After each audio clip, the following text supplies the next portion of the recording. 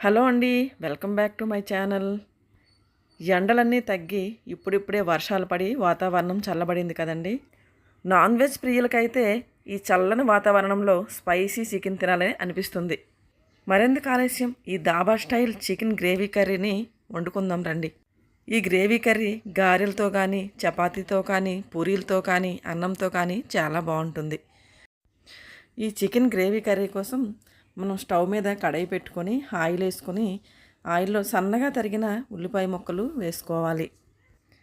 వేసుకొని బాగా వేయించుకోవాలి. ఉల్లిపాయ ముక్కల్ని ఇలా కొంచెం ఉల్లిపాయలు వేగాక మనం ఒక బిర్యానీ ఆకు వేసుకుంటే ఫ్లేవరు చాలా బాగుంటుందండి. బిర్యానీ ఆకు కూడా వేసుకొని బాగా కలుపుకోవాలి. ఉల్లిపాయలు వేగేలోగా మనం పచ్చిమిరపకాయలని చిన్న చిన్న ఘాట్లుగా పెట్టుకోవాలి. పచ్చిమిర్చిని మజ్జిగ చీల్చి ఆ తాలింపులో వేసి వేయించితే మనకు చికెన్ గ్రేవీ కర్రీలో అది అసలు ఎక్కడ ఉందో కూడా తెలియదండి. ఇలా చిన్న చిన్న ఘాట్లు పెట్టి పక్కన పెట్టుకోవాలి. ఇప్పుడు ఉల్లిపాయల్ని బాగా బ్రౌన్ కలర్ వచ్చేంత వరకు వేయించుకోవాలి. అసలు ఉల్లిపాయలు పచ్చిగా ఉంటే చికెన్ టేస్ట్ అంత బాగోదండి. ఎర్రగా వేగిన ఉల్లిపాయ ముక్కల్లో ఒక స్పూను అల్లం వెల్లుల్లి పేస్ట్ని వేసుకొని పచ్చివాసన పోయేంత వరకు వేయించుకోవాలి. అల్లం వెల్లుల్లి ముద్ద అడుగు పట్టేయకుండా చక్కగా కలుపుతూ ఫ్రై చేసుకోవాలి. ఇప్పుడు కొంచెం పుదీనా వేసుకోవాలి. ఈ పుదీనా ఫ్లేవర్ కూడా చాలా బాగుంటుంది. వేసుకొని బాగా కలుపుకొని వేయించుకోవాలి. ఇప్పుడు బాగా అన్నీ వేగాక మనం ముందు కడుక్కొని ఉప్పు, కారం, పసుపు వేసి మ్యారినేట్ చేసుకున్న చికెన్ని ఈ ఉల్లిపాయల్లో వేసుకొని బాగా కలుపుకోవాలి. బాగా అంతా కలిసేటట్టు కలుపుకొని ఇప్పుడు కీ ఇంగ్రీడియంట్ ఏంటంటే అండి, ఇది జీడిపప్పు పేస్ట్ అండి. జీడిపప్పు పేస్ట్ వేసుకుంటే గ్రేవీ చాలా బాగుంటుంది.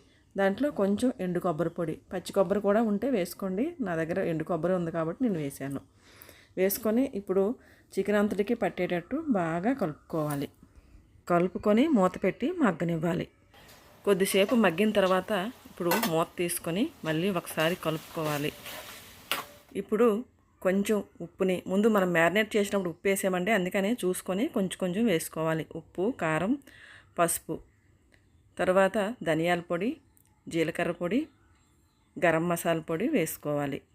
వేసుకొని ఘాట్లు పెట్టుకునే పచ్చిమిరపకాయలు కూడా ఇప్పుడు వేసుకోవాలి. వేసుకొని బాగా కలపాలి. ఆ మసాలాలన్నీ చికెన్కి బాగా పట్టేటట్టు బాగా కలుపుకొని ఆ చికెన్లో బాగా ఈ మసాలాలన్నీ ఉడికేటట్టు మూత పెట్టుకొని బాగా మగ్గించుకోవాలి. 5 నిమిషాల తర్వాత మూత తీసుకొని చికెన్ని మళ్ళీ ఒకసారి బాగా కలుపుకొని ఇప్పుడు గ్రేవీకి సరిపడా నీళ్ళను పోసుకోవాలి. చికెన్లో నీళ్ళు పోసి మూత పెట్టి చికెన్ని బాగా ఉడకనివ్వాలి. ఒక 5 నిమిషాలు ఉడకనిచ్చి మూత తీస్తే చికెన్ కూర రెడీ అయిందండి. ఇప్పుడు ఈ చికెన్కి ఫైనల్ టచ్గా కసూరి మేతి. ఈ కసూరి మేతి అంటే ఎండిపోయిన మెంతాకులండి. ఇవి సూపర్ మార్కెట్లో దొరుకుతాయి. వీటిని కొంచెం తీసుకొని చేత్తో అలా నలిపి వేసుకోవాలి. చాలా బాగుంటుంది ఫ్లేవర్. ఫైనల్గా కొత్తిమీరతో గార్నిష్ చేసుకుంటే తిన్న కొద్దీ తినాలనిపించే dhaba style chicken gravy curry ready అయిపోయింది. చికెన్ కర్రీ నచ్చిందా అండి? నచ్చితే లైక్ చేయండి, షేర్ చేయండి, సబ్స్క్రైబ్ చేయండి. ఇంకో మంచి వీడియోతో మళ్ళీ కలుద్దాం. బాయ్.